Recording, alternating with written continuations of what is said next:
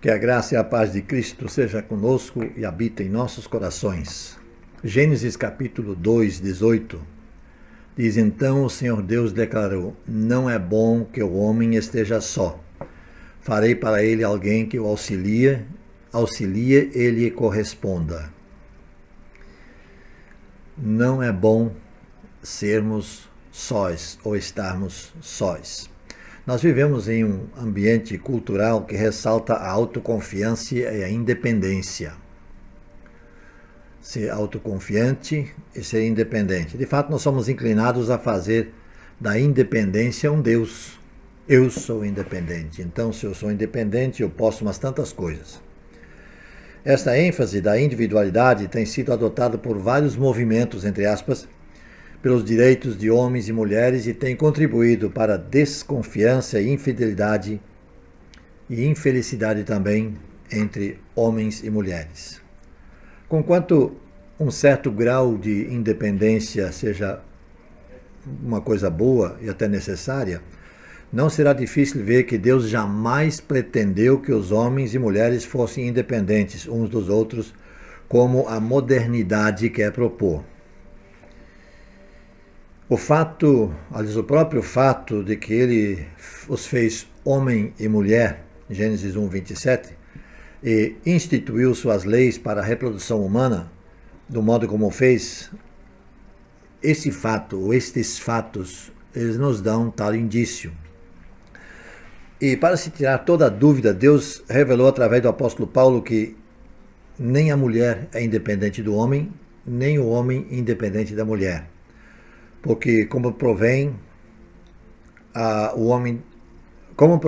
mulher do homem, assim também o homem é nascido da mulher, e tudo vem de Deus. Deus criou o homem e não levou muito tempo para que determinasse que não é bom que o homem esteja só. Far-lhe-ei uma auxiliadora que lhe seja idônea, correspondente. Gênesis 2, 18. O registro das Escrituras nos mostra que Deus trouxe a Adão todos os animais, colocou diante dele com o propósito de nomeá-los. Esse foi o primeiro trabalho, a primeira incumbência de Adão, dar nome aos animais.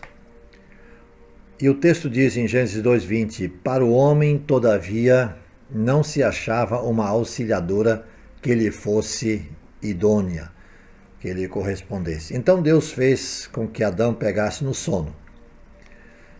Esse deve ter sido um ato até fácil de Deus, pois certamente a essa hora do dia Adão deveria estar um tanto quanto entediado. Aí então Deus disse: vá dormir.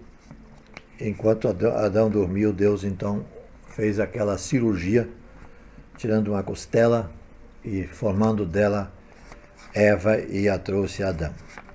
Quando Adão acordou para ver o toque final da sua muito boa criação de Deus, é claro, né? Não é por acidente, sem dúvida, não é por acidente que Moisés, que escreveu o livro de Gênesis, e Jesus tivessem a mesma percepção desse fato. Deus fez a mulher porque o homem necessitava de uma companheira adequada na vida. E diz assim: por isso deixa o homem pai e mãe e se une à sua mulher, tornando-se os dois uma só carne. Esse texto nós lemos em Gênesis 2, 24, e Jesus o cita em Mateus 19, 5. Jesus estava respondendo uma questão sobre divórcio quando usou esta prova. Sua resposta à questão foi: de modo que já não são dois, porém uma só carne. Portanto, o que Deus ajuntou, não o separe o homem. Aliás, é uma coisa interessante. Esse texto, Paulo também usa lá na carta aos Efésios. Porém, o complemento é Jesus quem dá, que é exatamente esse capítulo 19, versículo 6 do livro de Mateus. De modo que já não são mais dois, porém uma só carne. Portanto, o que Deus ajuntou, não o separe o homem. De acordo com Jesus, Assim como Deus uniu Adão e Eva, Ele une um homem e uma mulher no casamento hoje. Eles não são mais dois, porque Deus os fez um. Portanto, um homem divorciar-se de sua esposa, tendo sido casados no Senhor, eu quero destacar muito bem isso.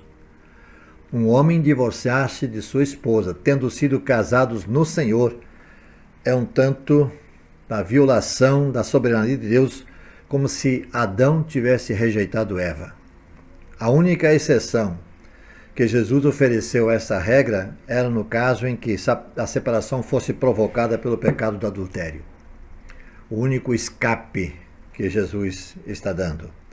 Ainda que Adão fosse um homem sobre quem Deus disse que a solidão não era boa, isso também é verdadeiro quanto às mulheres. De fato, um rodapé nesse texto, na Escritura, diz o seguinte, que a palavra homem, naquele versículo, Gênesis 2,18, seja traduzida da palavra hebraica Adam. Adam, que é definida como ser humano. Assim, tivesse Deus decidido fazer a mulher primeiro, ainda haveria necessidade de um parceiro adequado para ela. Estamos focalizando a necessidade humana do ponto de vista masculino. A conclusão a que o Criador chegou é que um homem precisa de uma mulher e a mulher precisa do homem. Essa verdade é universal, em um sentido, pois nenhum homem pode nascer neste mundo sem uma mulher, como não há nascimento sem um homem. Ainda que a vasta maioria se case, certamente não é errado se um ou outro decidir não fazer isso. Tanto homem quanto mulher. Jesus é o exemplo mais óbvio desse fato, de alguém que não tomou esposa. E prova, além de qualquer dúvida, que o celibato pode ser uma escolha nobre. Numa ocasião, quando os discípulos estavam para concluir que é melhor não casar, Jesus explicou que o celibato não é para todos. Ele revelou lá em Mateus 19, 11 a 12, que há 3 tipos de homens que podem aceitar o estilo de vida não convencional do celibato. Fala daqueles que nascem eunucos. Ele está incluindo não somente aqueles que são incapazes da função sexual por causa de um defeito de nascimento, mas também aqueles que não têm desejo de relações sexuais. Ele também se refere àqueles que são feitos eunucos pelos homens. Desde os tempos antigos, o homem tem sido capaz de tornar cirurgicamente um homem inadequado para o casamento. Então há aqueles que se fizeram eunucos, uma frase que se refere àqueles que por força de vontade escolheram uma vida de celibato. A solidão não é recomendada, não faz bem, não traz realização. O ser humano é um ser social. Deus, já no ato da criação, observou isso e providenciou os meios.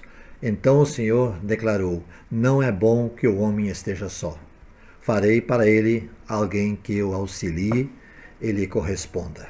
Gênesis 2, 18.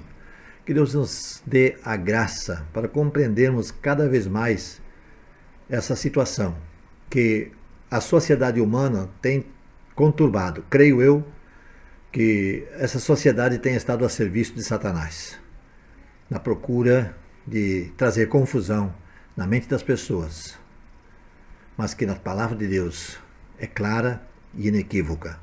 É essa que nós queremos seguir. Senhor nosso Deus, abençoa-nos e guarda-nos, protege-nos e faz com que a Tua palavra possa falar muito alto aos nossos corações. Em nome de Jesus. Amém.